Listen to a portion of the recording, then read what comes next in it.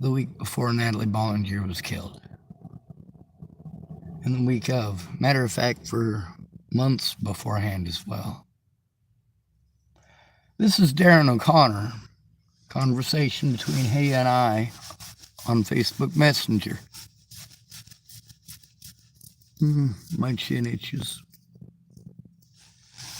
He's the one that took that blurry picture of my wrist after I got out of jail in Boulder when I was assaulted by Officer Waylon Lolatai. Darren O'Conner also represented Sammie Leon Lawrence IV and apparently got him $98,000, $96,000, something like that, because Sammie Leon Lawrence IV was assaulted by the same officer I was, Waylon Lolatai. Denver 7 News did multiple things on him. Darren O'Conner is the one who called it in and gave Denver 7 News all of those other people's names, but somehow, magically, forgot mine. Obviously, I knew Darren O'Conner before Natalie was killed. Darren O'Conner and I had worked on multiple occasions together. I met him at Occupy Boulder, which was an absolute joke.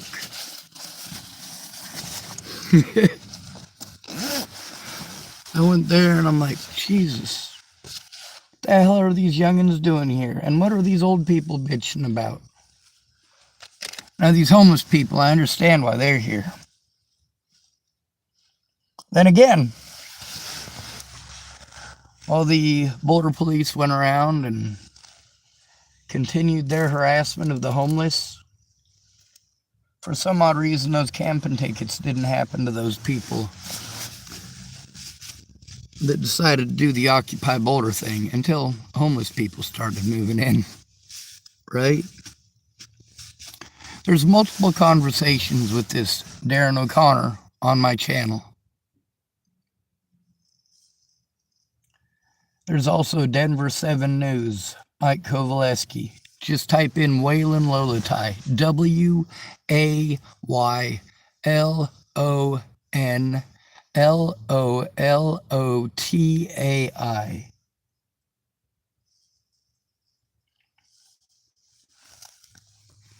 He used to play football in college for both Colorado and Hawaii. He's a nasty person, violent-minded, and likes to hurt people.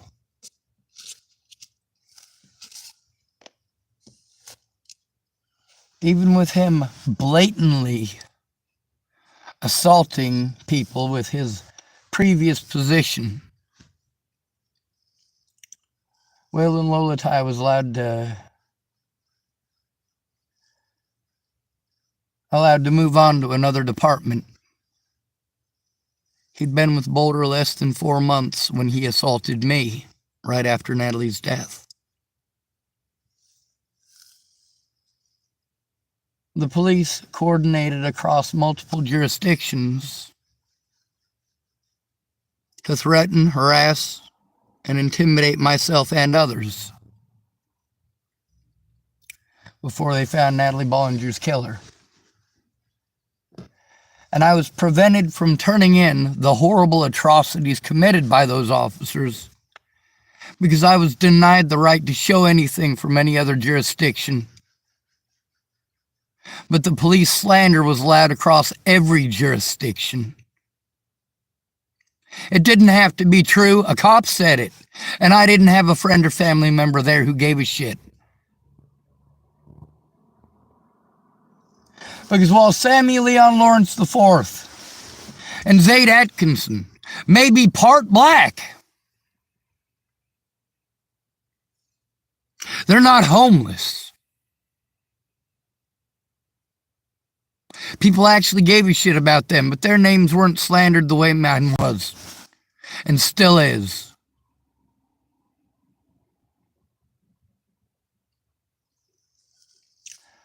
Waylon Lolatai assaulted me knowingly, willingly, and intentionally. These son of a bitches didn't give a holy fucking goddamn what was going on. They'd already decided, and they decided to commit felonies. When they realized how badly they'd fucked up, they just sent me to other jurisdictions to have me harmed elsewhere.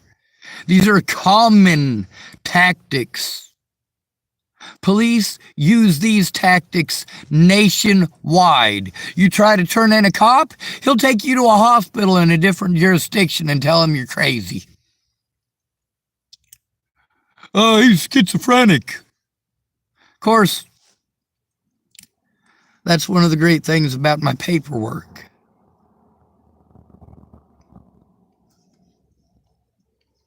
It shows the doctors did not diagnose me as schizophrenic. Police officers just told everybody I was schizophrenic. And you get to hear Marcia Estrada, and she's not the only one. Marcia Estrada states very loud and clear that I'm not schizophrenic. Dr. Ted Hill of Lincoln Correction Center stated outright that I'm not schizophrenic. Guess who else? Dr. Orada of Lincoln Correctional Center. Yep. Nicole Peralta stated outright that I'm not schizophrenic either. Huh, that's interesting, isn't it?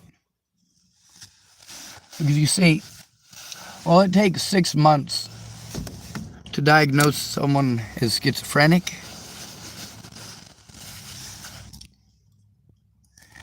It doesn't take that long to rule it out. Now, the only two people to see me long enough to be able to diagnose me as schizophrenic or not are Marcia Estrada, who stated outright that I'm not. That was after Natalie's death. And Nicole Peralta, who stated outright that I'm not, both before and after Natalie's death.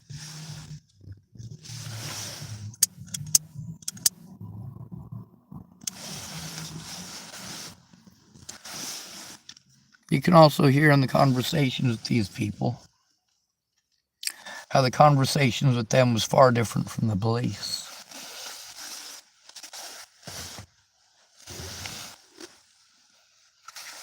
You goddamn right I recorded it.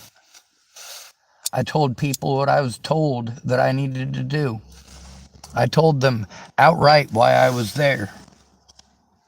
Same thing as here. I'm here to get help turning in the abuse. Now it's hundreds of situations of abuse. Sorry, I meant literally hundreds of predators, thousands of instances of abuse.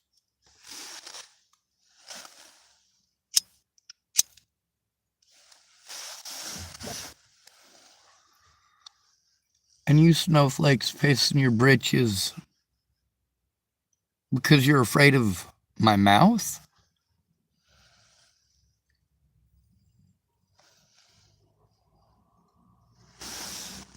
I'm taking actual abuse while you're offended by the truth. How stupid is that?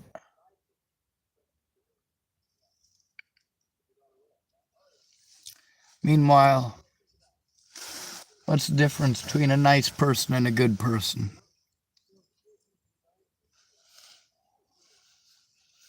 Well, a used car salesman is nice.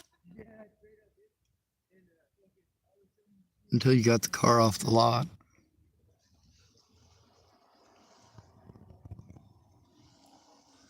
Not all nice people are used car salesmen. But used car salesmen and nice people have something in common. They're not going to do the right thing.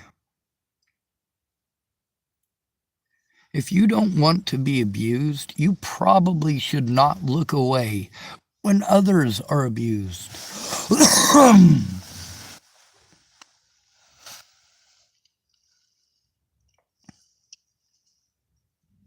The things that I've been through,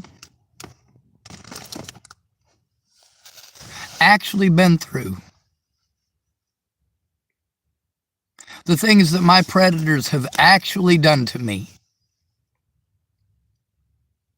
they pretend that I might do those things back. And that's good enough to harm me, right? That's good enough to arrest me, right? That's good enough to assault me repeatedly and threaten to kill my friends and family, right?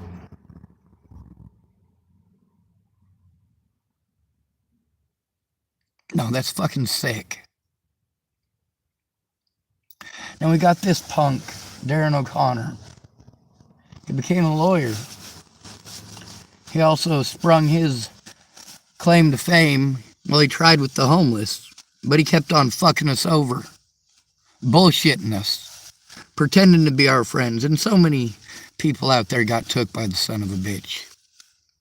And there's a lot of them that just didn't realize that they were getting took by a used car salesman.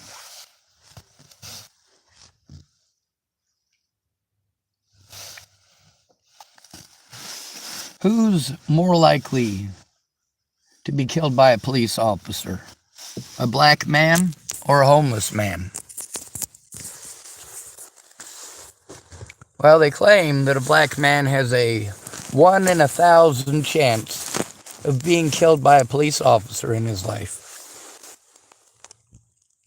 However, a homeless person has a 1 in 960 chance. If you believe the numbers for how many homeless there are. 1 in 960 chance. And not in a lifetime, but in a year.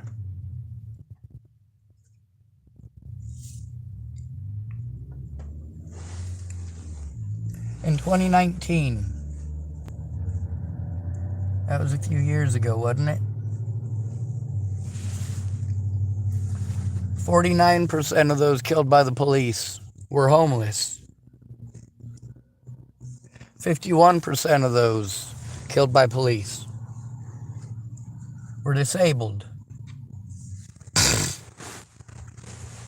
22% of those killed by police were black.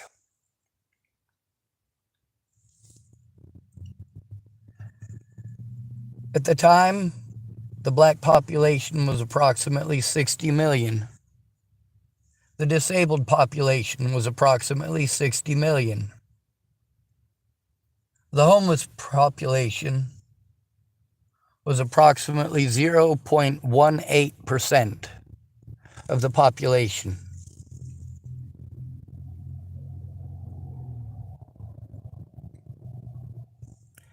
In 2022, 51% of those killed by police were disabled. That number stayed the same. 24% of those killed by the police were black. So that increased by 2%.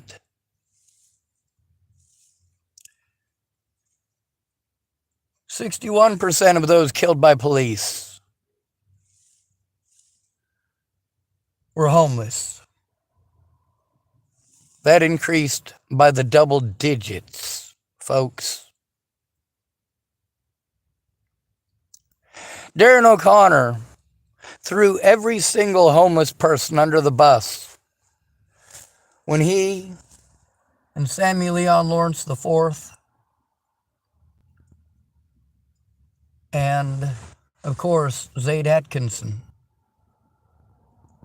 decided to play the race card instead of telling the truth. There are no good lawyers. None. Every lawyer you ever meet is going to be a con artist. That's what they do for a living. They manipulate others. Their job is to twist and contort the law until it is unrecognizable.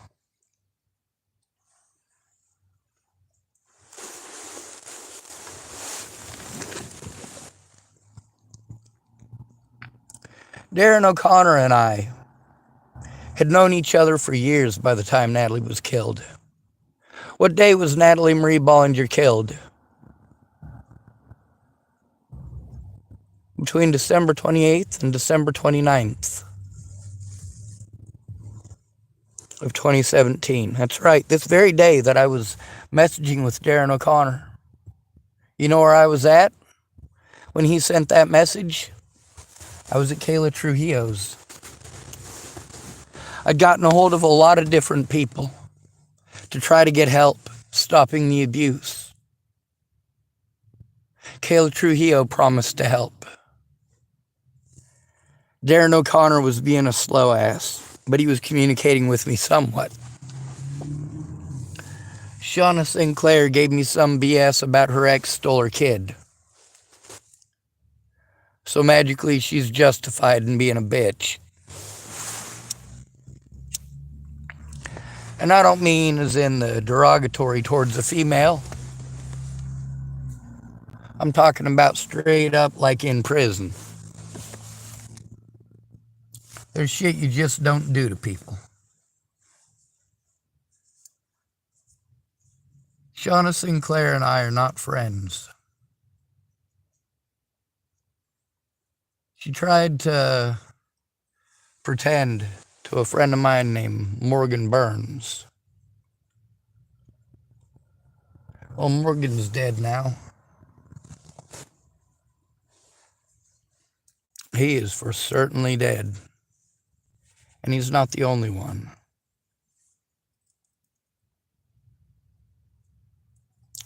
Some people tell me that's karma. Some people tell me it's God.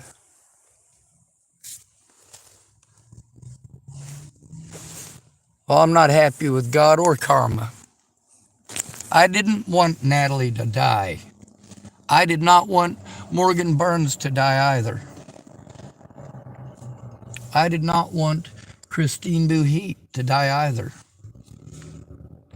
I did not want Stephen Green to die. I did not want Rayanne Ingersoll to die. I did not want Christian Alexander to die. I did not want Rory Jepson to die. But do you know what? These things happened anyway.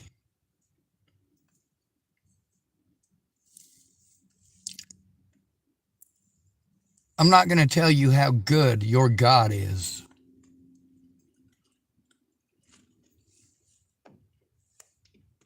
If I had my way, all of those people would still be alive. If I had my way,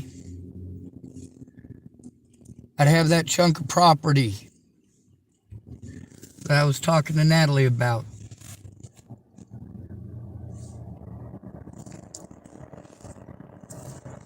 And we'd be building a Roman marching fort.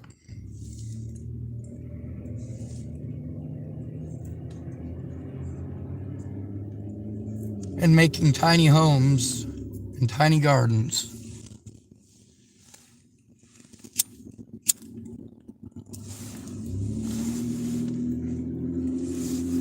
We all gotta have dreams, right? Well, here's one thing that I know from a life of manual labor. You can build anything. You can literally build anything. You just have to learn how. I learned how to do these things. I learned how to dig ditches. I learned how to stack rocks for rain flow. I learned how to roof. I learned how to frame. I learned cement forming.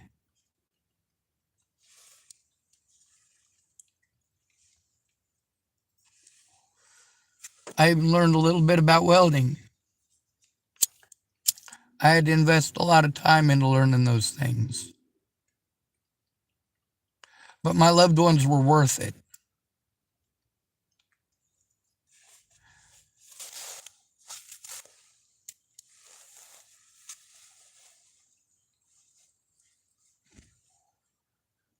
When I finally got disability, it was after Natalie and I stopped being friends.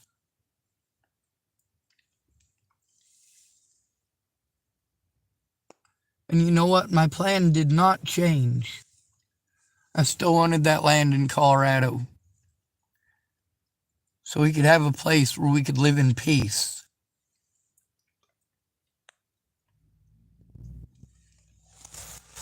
I was looking at 2 pieces of property in Colorado. And I was looking at a house in Chapel, Nebraska, right across the street from Brenda Dickinson. It used to belong to Mr. Christie, a local tree cutter. His daughter Megan owned it by that point, and she was wanting to unload it for real cheap.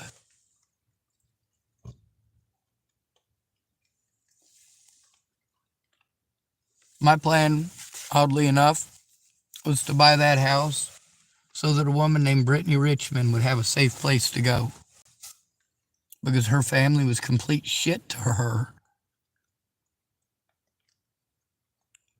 On the bright side, her dad went to prison for the things that he did to her. It's just too bad it wasn't longer.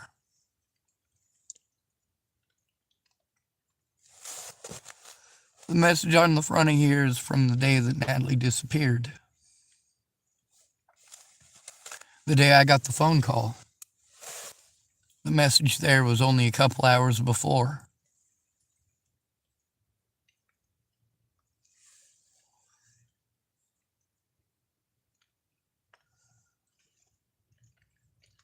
I was at Kayla Trujillo's at 120th and Melody. The same place that I'd gone on the 16th to get a ride to Boulder from Kayla Trujillo. The same place that I'd gone over a year earlier for help with the situation. Off of 120th and Melody in Aurora, Colorado. It was only 5 blocks from where Natalie got shot in the head.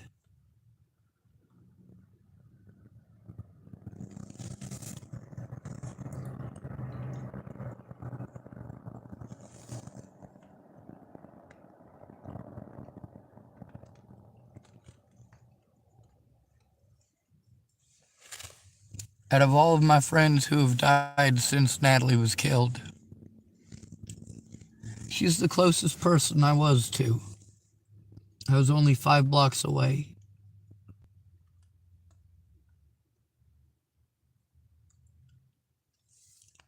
When Christine Buhit died, I was in prison. And guess what? I wasn't convicted of a felony. I wasn't convicted of anything. I was trying to turn in William Barr, Scott DaCosta, Leslie Snell, and Robert Franklin Warnick. And all of the people who helped them to make my life a living hell in Chapel, Nebraska.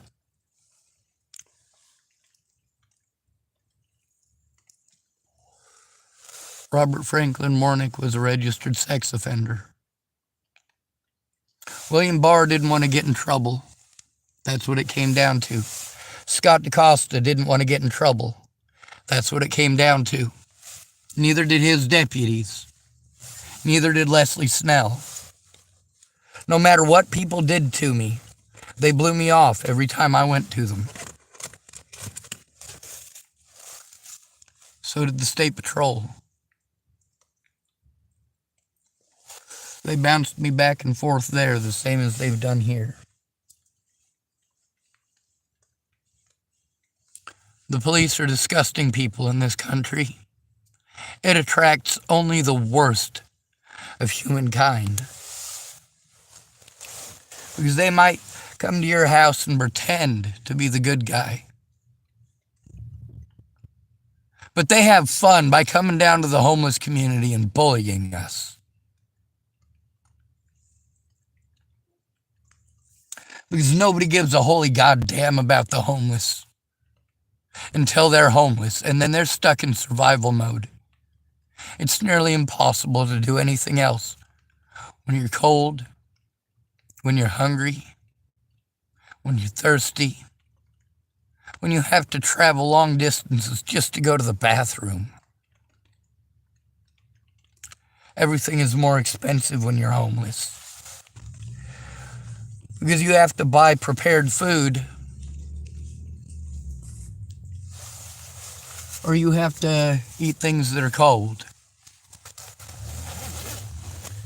You have to go places where drug addicts and abusers congregate. Places like churches. How many videos do I have just in this town of me being assaulted on church property? Multiple churches.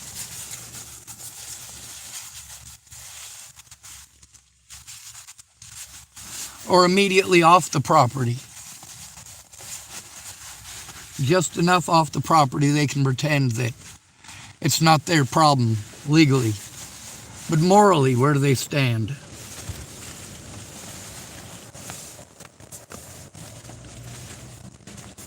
Isn't a church somewhere that you're supposed to go for morals? What do you do when those people just want to manipulate, ignore morality? At a church, for Christ's sake. Seventh-day Adventist Church. First Christian church in Jesus. That feels so good. It's been so cold lately that I've had 3 hoodies on and I haven't taken them off. And I've had this same itch on my forearm for 3 fucking days. Oh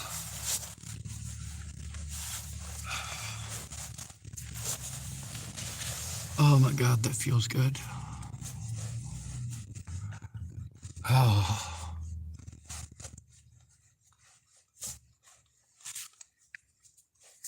Now, I told you that I had gone to people for help over and over and over again, and I tried to explain to them, please call me. Please. Please call and talk to me. Please listen. Please listen. See, these people think, for some odd reason, despite the fact that I tell them this isn't the case, they want to hear one problem and then fix it. Well, how about we take an inventory of what's going on and why? How about we do that?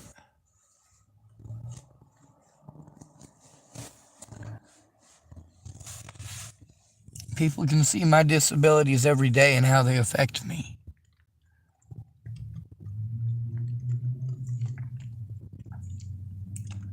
But they somehow seem to forget that I'm still disabled when they're not here.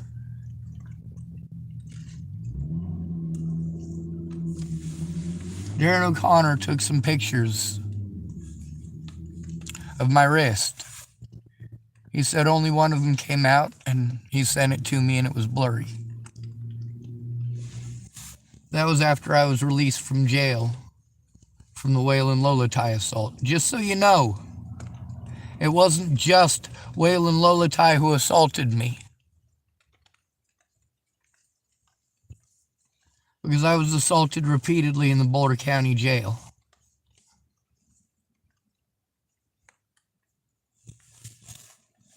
Repeatedly. You are the most low-down, dirty pieces of shit on the planet.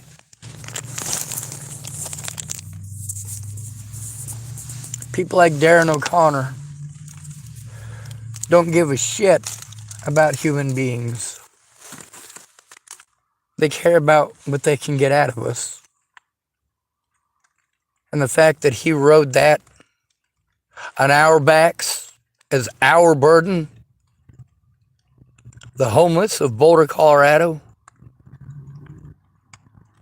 that's the most despicable thing you can do. And then to throw them under the bus.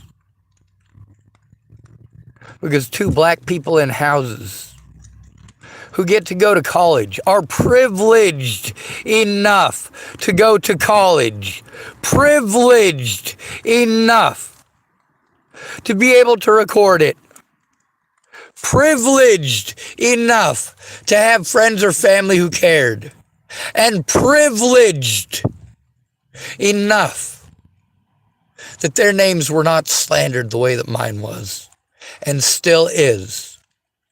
Privileged enough that they're not stuck in public trying to do all of the things that are so easy when you have a place of your own. When you have public support.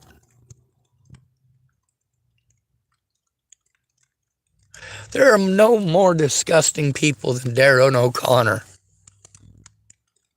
Because to this day, that low-down, dirty, filthy piece of shit is still a goddamn witness. Good to be rid of you. Thank you for coming to visit. Stay out of trouble or don't get caught. Remember, you are your brother's keeper, and your sister's too. And no victim left behind.